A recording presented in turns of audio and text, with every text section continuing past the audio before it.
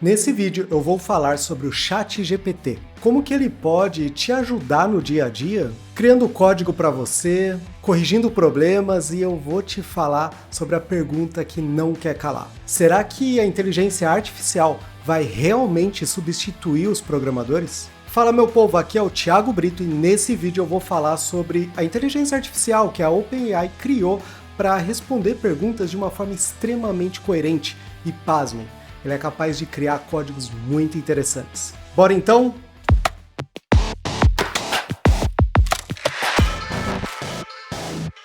Antes de começar, eu quero te pedir para já se inscrever aqui no canal e dar aquele like para que eu continue entregando o máximo de conteúdo para vocês. E claro, para mostrar também para a inteligência artificial do YouTube para espalhar ainda mais esse vídeo para todo mundo. De acordo com o próprio site da OpenAI, o ChatGPT é criado para responder perguntas no modo como se fosse uma conversa mesmo. Isso significa que ele é capaz de entender as suas perguntas e te trazer uma resposta sem problema nenhum. Os dados usados para esse treinamento são de até 2021 e foram utilizados 175 bilhões de parâmetros para treinar essa rede neural. Somente de custo no processo de treinamento desse algoritmo, em termos de máquinas mesmo, foram gastos, é estimado que foram gastos 4,6 milhões de dólares, tudo lá nos servidores da Microsoft Azure. Isso me faz pensar em algumas coisas bem interessantes. Primeiro, é que para treinar esse tipo de modelo é necessário um grande poder computacional. Então não é qualquer pessoa, um gênio que está dentro da sua própria casa, que vai conseguir treinar e desenvolver esse tipo de sistema. O segundo ponto é que quanto maior forem os seus dados e parâmetros, mais complexo e mais caro vai ficando para realizar esse treinamento. E sim, no mundo real tem muita coisa acontecendo ao mesmo tempo. E esse tipo de modelo precisa de muitas informações mostrando o que é certo e o que é errado para ele realmente aprender alguma coisa. Então, a saída dos pesquisadores para construir esse tipo de sistema, dado a complexidade do mundo, é começar a dividir para conquistar. E uma dessas divisões trazem a criação de modelos que são feitos justamente para ajudar e melhorar a vida dos desenvolvedores. Inclusive, uma das ferramentas mais famosas da atualidade é o GitHub Copilot, que ajuda muito fortemente o programador trazendo sugestões e melhorias do código que ele já está produzindo. A forma de treinar esse modelo foi justamente pegando todos os códigos públicos disponíveis no GitHub e utilizando eles como base para realizar esse treinamento para entender várias linguagens diferentes de programação. E finalmente ser capaz de ajudar o programador com isso. Um excelente exemplo do Copilot é exatamente isso daqui, ó. Eu vou criar um unit test que eu vou verificar com o usuário deslogado se ele vai redirecionar corretamente esse usuário para a página certa, enfim. Vou colocar test logout user. Pronto, olha só, ele já criou para mim qual é o teste que eu devo fazer, mandando deslogar o usuário, utilizando todas as melhores práticas aqui, de modo que eu já consiga, por exemplo, neste caso aqui ele até está redirecionando para a página de login depois. Então isso daqui me facilita muito a minha vida ao longo do tempo. Com apenas um tab, eu já criei um novo teste, eu já fiz o que eu deveria fazer. Obviamente, eu preciso sempre verificar se o código que foi criado ele realmente está útil e ele realmente não vai trazer nenhum problema. Então, olha só, esse é o Copilot. Ele é basicamente um assistente instalado dentro da minha IDE que eu uso para aumentar minha produtividade de forma significativa, identificar problemas, enfim, fazer uma série de coisas. Mas agora, vamos brincar com o ChatGPT e ver o que essa maravilha do universo ela é capaz de fazer atualmente. A primeira coisa que eu fiz foi entrar no ChatGPT e fazer algumas perguntas para ela. Por exemplo, crie uma função que verifica se uma string é uma palíndrome. Para quem já é lá dentro do Algomania, é uma função bem tranquila, né? A gente verifica algumas strings, como por exemplo, se é ovo, ame a mamãe, no caso, desconsiderando estar maiúscula e minúscula, ou, neste caso aqui, eu sou uma palíndrome, não é uma palíndrome neste caso, tá? Então eu pedi para ele fazer esta função aqui, e foi bem legal, né? Ele criou um código, como eu fiz uma pergunta em português, ele já gerou um código em Python em português para mim e tá tudo bem. Ele foi, basicamente, jogou tudo para minúsculo, tirou os espaços, mandou inverter, e aí depois ele fez uma comparação. E aí eu fiz uma pergunta para ele, uma pergunta até capciosa para a gente verificar. Eu quero uma função mais rápida em ODN. E ele já respondeu aqui para mim. A função que eu propus anteriormente tem complexidade de ODN, realmente é verdade. Porque ela percorre a string uma vez para inverter a string e outra vez para comparar a string original com a invertida. Mas, se você quiser uma função mais rápida de ODN, pode comparar os caracteres da string original diretamente com os caracteres da string invertida, a partir dos extremos da string. Aqui está uma função em Python que faz isso. Ela vai ser um pouquinho mais rápida, né? Então, neste caso aqui, ele vai usando o conceito de ponteiros, ele vai verificando as pontas ali. E é uma solução muito interessante, inclusive ele já cria os testes para mim. E isso me permite que eu já verifique se está tudo certo mesmo e possa utilizar esse código em produção. Mas é legal, essa é uma função, um algoritmo bem simples, né? Então vamos fazer o seguinte, vamos para outra ponta, né? Vamos virar aquele tio do churrasco. Então, basicamente, é aquele tio de churrasco que fala, que descobre que você é programador e fala: seria bem legal se você fizesse um aplicativo tipo Instagram. E aí, este aplicativo tipo Instagram, a gente pode utilizar para um monte de gente acessar e a gente ficar rico. Vai ser muito legal, quero 50%, hein? Então vamos lá. Fiz uma pergunta aqui para ele. Crie um aplicativo igual ao Instagram. E aí, basicamente, o que ele fez foi o passo a passo para você criar um Instagram.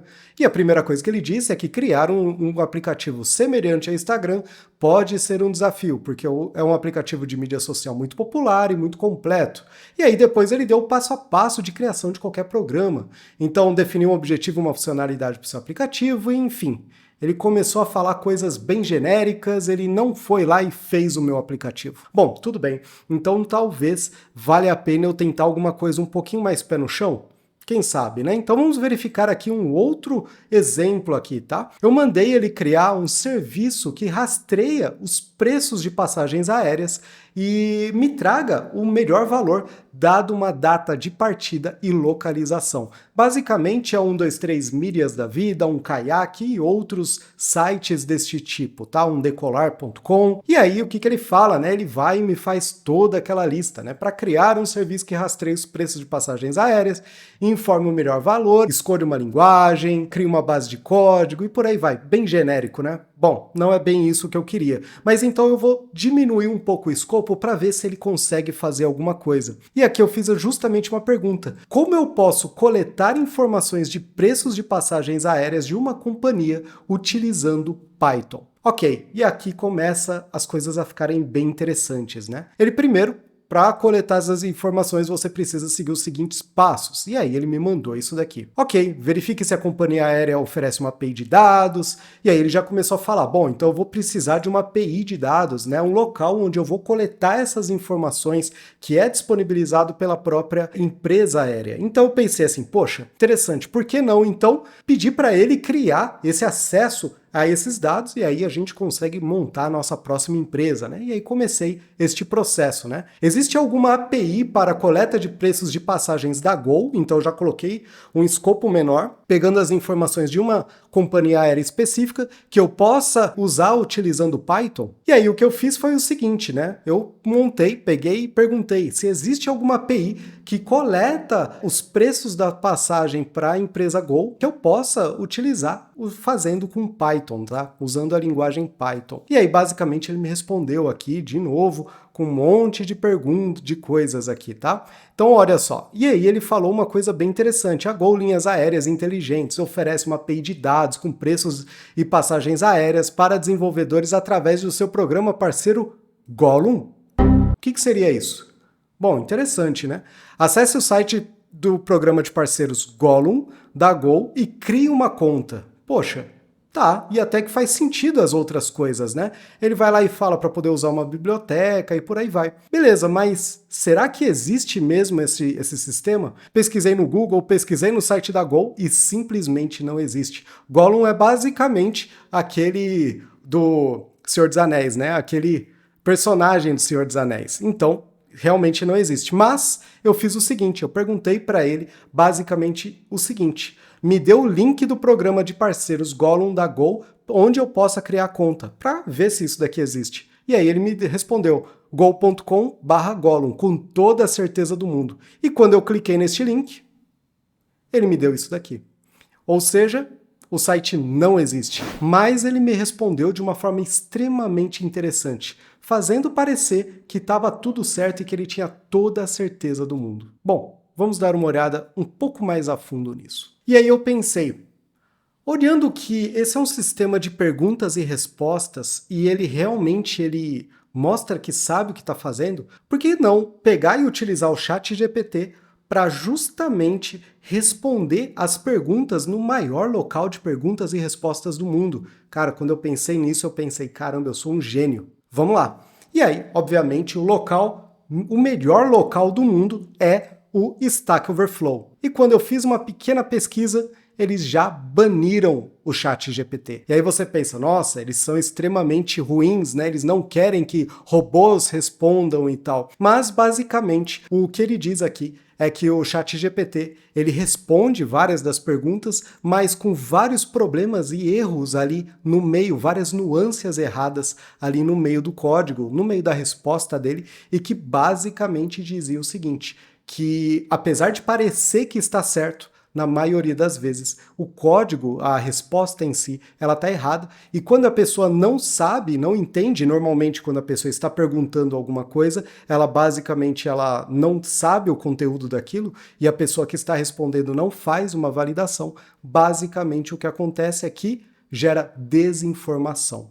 E isso é um grande problema para o Stack Overflow, e é por isso que eles baniram temporariamente. Talvez no futuro eles vão voltar e vão mexer nisso de novo. Ou seja, no estado atual, se você não souber direcionar muito bem essa inteligência artificial, ela pode simplesmente se tornar o gerador de lero-lero mais caro do mundo. Ok, então a gente já entendeu que o ChatGPT ele pode te ajudar em várias coisas, como o GitHub Copilot, por exemplo, mas e no futuro, como é que seria, né? O que é necessário para realmente fazer com que uma inteligência artificial seja capaz de substituir os desenvolvedores? A primeira coisa que você precisa entender para responder essa pergunta é justamente qual é o papel do desenvolvedor no dia a dia, qual é o papel do desenvolvedor na sociedade. É basicamente você pegar o que o usuário quer naquele momento, construir uma ponte, né, através de um software, de um algoritmo, de um serviço, alguma coisa do tipo, que leve essa pessoa a fazer esta coisa que ela quer da forma mais eficiente possível. No fim, o programador, basicamente, ele faz essa tradução da necessidade do cliente e o que realmente é necessário em termos de código, em termos de serviços e aplicação. E aí é que tá.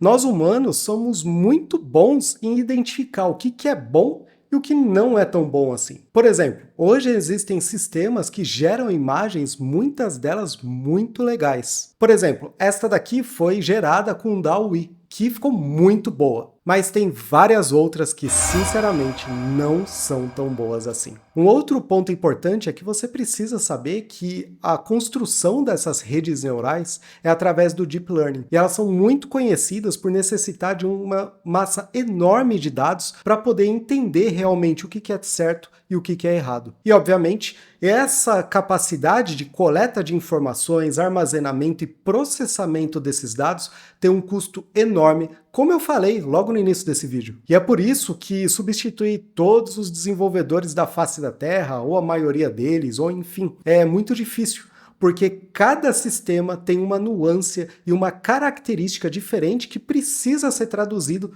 pela cabeça humana. O que já está acontecendo e vai acontecer cada vez mais é que a produtividade do programador vai ser cada vez maior. Ou seja, a necessidade de ficar trabalhando em coisas triviais e que não estão diretamente relacionadas ao problema que você está trabalhando vão ficando cada vez mais triviais, como por exemplo, criação de unit test, atualização de dependências, correções de alguns tipos de bug, tradução de uma linguagem para outra ou de um framework para outro. Tudo isso vai ser possível ser feito com inteligência artificial, refactorings específicos, então isso vai facilitando cada dia mais a vida do desenvolvedor. E isso faz com que o desenvolvedor, ele cada dia mais foque no que ele tem de melhor, que é a sua capacidade de criatividade. É exatamente isso que há milhões de anos nós estamos sendo treinados e treinados todos os dias. E talvez esta seja a maior característica dos seres humanos que as máquinas vão demorar muitos e muitos anos para substituir.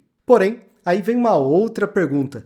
Como seria um mundo se os programadores já fossem substituídos? Bom, eu não acredito que isso vai acontecer no curto prazo, mas eu tenho absoluta certeza que várias outras profissões já vão ter sido exterminadas e a gente vai passar por uma revolução na humanidade. Então, médicos, engenheiros, pilotos, taxistas, marinheiros, gerentes, garçons, faxineiros e várias outras profissões já foram eliminadas antes dos programadores. Vamos pegar, por exemplo, os pilotos de avião. Há vários anos já foi criado o piloto automático que, sinceramente, ele já é capaz de pilotar um avião sozinho. Mas até hoje, nenhum humano foi retirado dessa equação de pilotar os aviões. Muito pelo contrário, tem até o backup do piloto. E um dos principais motivos é que, muitas vezes, o ser humano ele é capaz de identificar um determinado problema, mesmo que vários sensores do avião estejam falhando e chegar numa solução. Já houveram várias situações onde o computador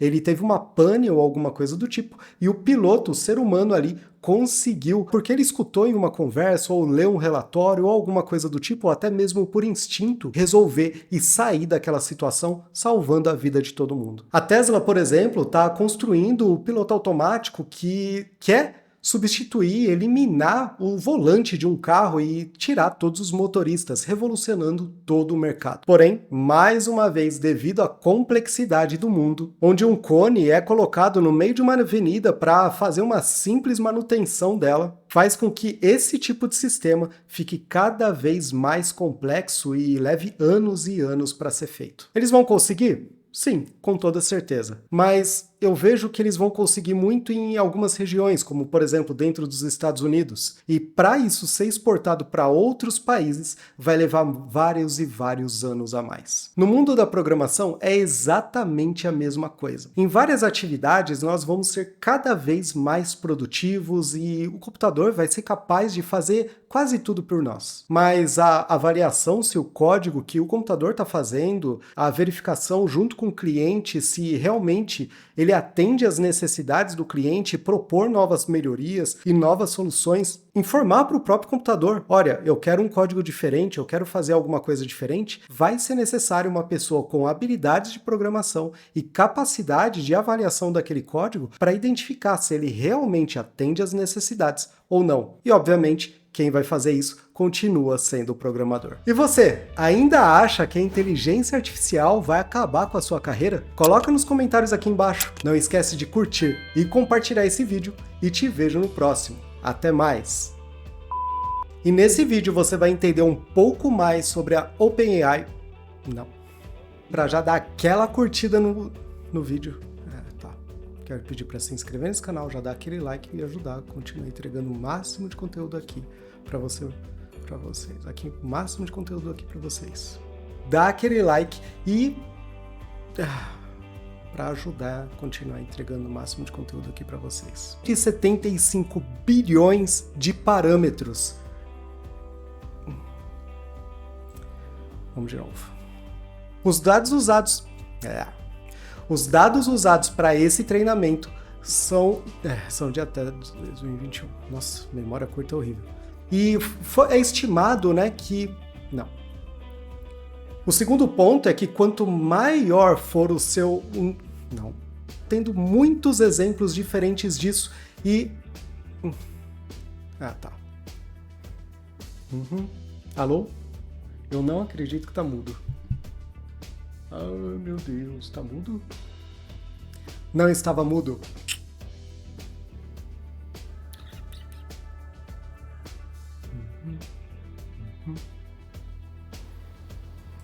Eu fico 10 vezes mais burro quando eu tô gravando, mas tudo bem.